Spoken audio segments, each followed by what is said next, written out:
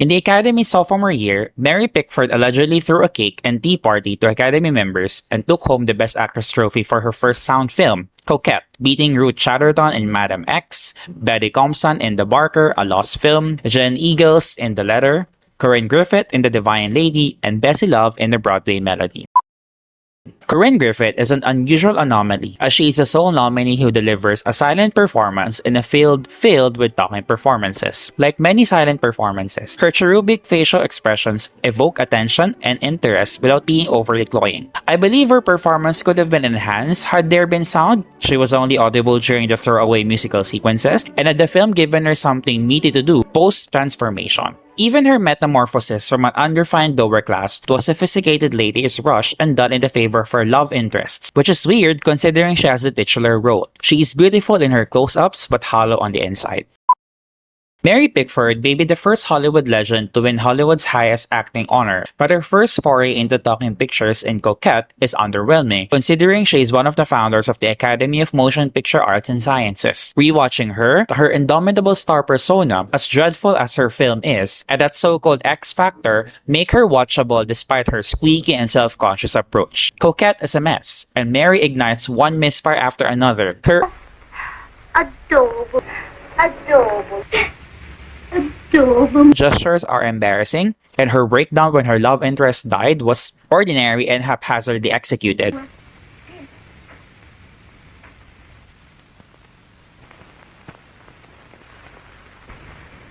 Oh no, it can't be that. Oh no, it isn't true. It isn't true. Oh no. But I still cared and rooted for her. Unlike the other nominees who did not get a lot to do or were inert, Mary is at least alive and beguiling on a low level. From the moment Ruth Chatterton appears, her exhausted face and awkward body language register one thing. She is ashamed and desperate. Her lover prevents her from seeing their son because she cheated with him, and she will even be more depressed throughout the runtime. Her wobbly entrance is awful because of her annoying vocal intonations and drowsy eyes, but she improves considerably but unevenly.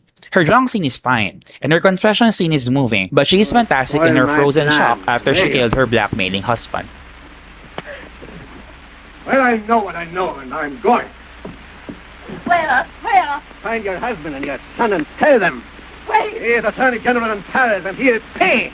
wait. Ah, you wouldn't do it in a nice way, baby. So we got to be a little nasty about it. Shut up. Don't you leave me. Oh, you fool!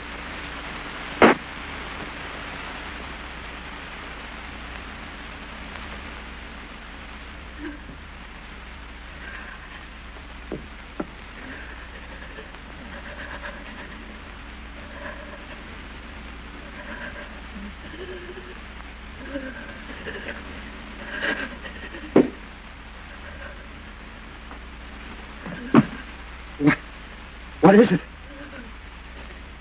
A man has just died because he thought I was worse than I am.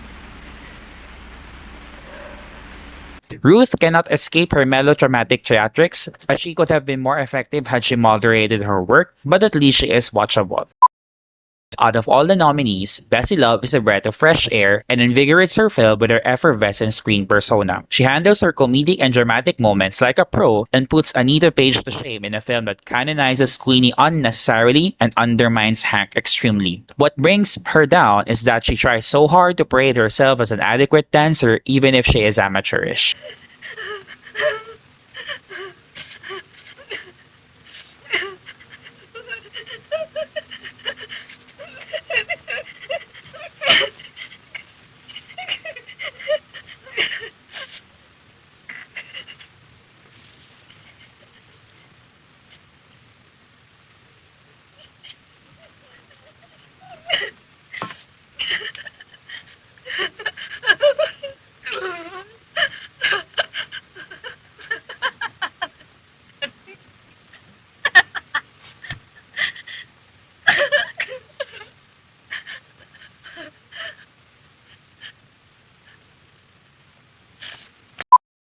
Jean Eagles easily takes the acting crown of 1929. Her feisty take on Leslie Crosby is endlessly engrossing and spellbinding, with her melodramatic acting style almost teetering into modern one without being histrionic. She commands and burns the screen without swallowing everyone else, and skillfully paints the sympathetic sides and rough edges of Leslie even if her motives remain incomplete. She delivers perhaps the best performance of the post-silent, early talking pictures, pre-Hays Code era during her manipulative testimony, and crafts Leslie as an anti-heroine one loves to hate. I'm sick of the sight of you. Don't say that. Don't say that. Yes, I will say that. And what's more, the China woman is my mistress, and I don't care who knows it. If you ask me to choose between you and her, I choose her. You wanted the truth. All right then. Now you have it.